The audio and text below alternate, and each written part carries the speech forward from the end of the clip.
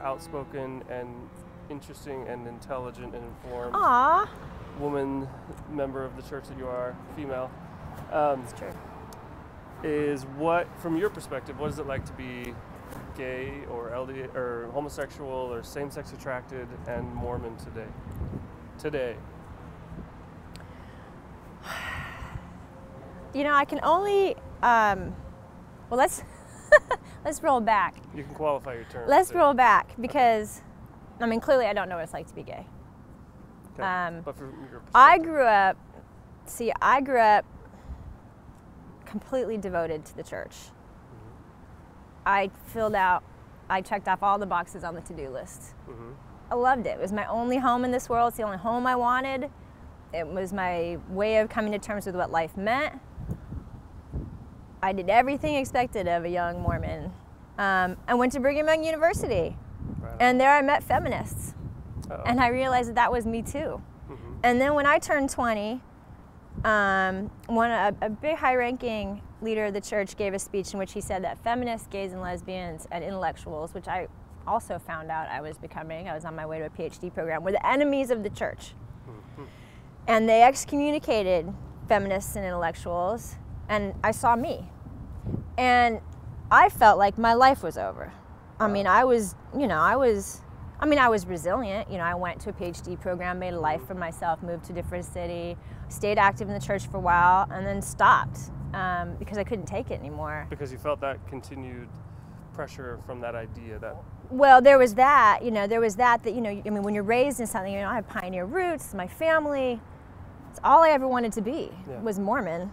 And then for someone, you know, and I don't want to be too harsh on, you know, the leaders of the church, but when someone says that, it really impacts you. It really impacted me. I was, and I didn't know how to, you know, it made me feel like something that meant a great deal to me, someone had tried to revoke. And so I was really sad. For a long time, I was very depressed. And because why though? What was the turmoil for you? I was born this way. A Mormon and a smart girl, impatient with injustice of all kinds. I was raised to be impatient with injustice of all kinds because I'm a Mormon and we believe in Zion. So, I felt homeless. That's the easiest way of saying it. I felt homeless, all of a sudden homeless. And I couldn't talk about it with my family. My family was, you know, very orthodox and very sympathetic to what the church leader said, and it was all my fault now for being who I was. I mean, they never tried to be, you know, there was a great deal of tension, but they never tried to be ugly to me. But I felt homeless. I was 20, 21, trying to make my life, and I wanted to die sometimes. I did. Really? I mean, I was that depressed.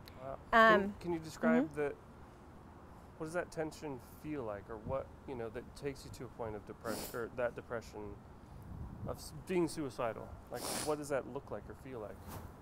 Or why? Because so many people, I think, could imagine, like, well, that's weird. Like, really, it's just a religion, right? Or it's just, you know, it's just, yeah. See, and for me, it was, I love Mormonism. You know, it profoundly shaped who I was.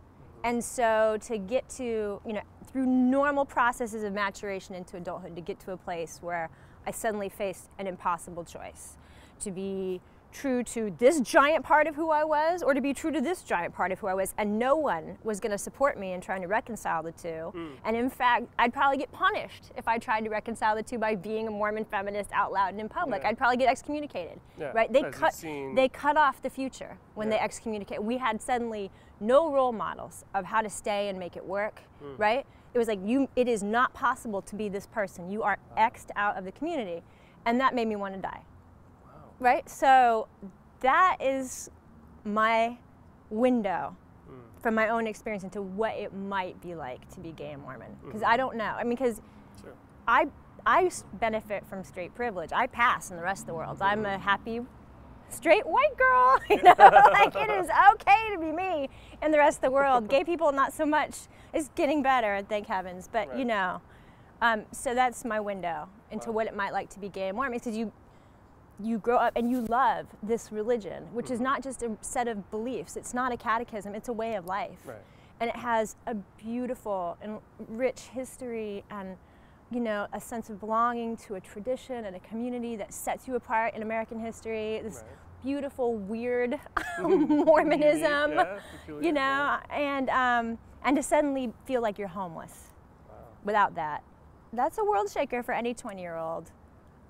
So coming out as Mormon feminist intellectual kind of gave me a tiny window of what it might be like to kind of come to that same point of maturation where you're making your life decisions and be faced with this impossibility, feeling like you have to choose between this whole dimension of your personhood and this incredibly powerful way of life that has given your life its meaning. Wow.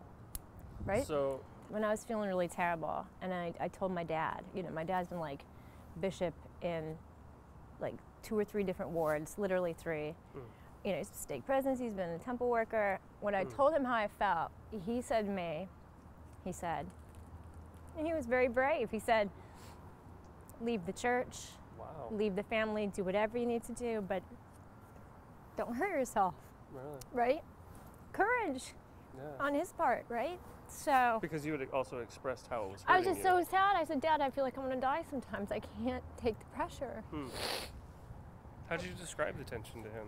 You know what I mean? How did you help him sort of sympathize with you? I don't remember. It was a long time ago.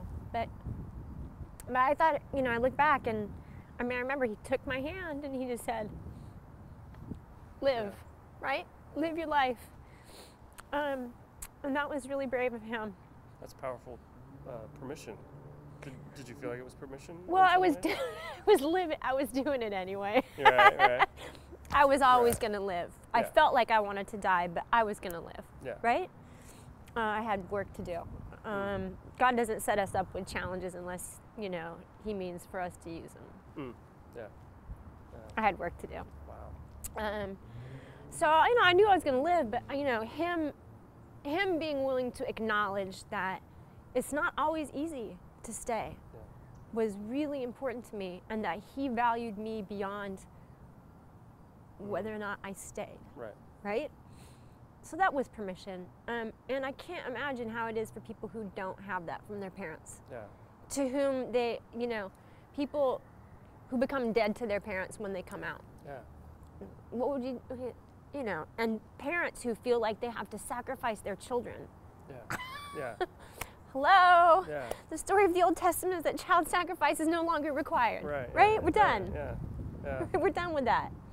So, you know. My heart goes out to the parents that do believe that, because then they're operating. Oh yeah, it's not to be uncompassionate. You know. And it's not to be uncompassionate. But so anyway, so that was huge, and I did make a life, and I did make a life that was not a traditional Mormon life. You know, I married outside the faith, but I married someone who I knew would be supportive of the work I knew was coming. And when my children were born, I have 2 daughters.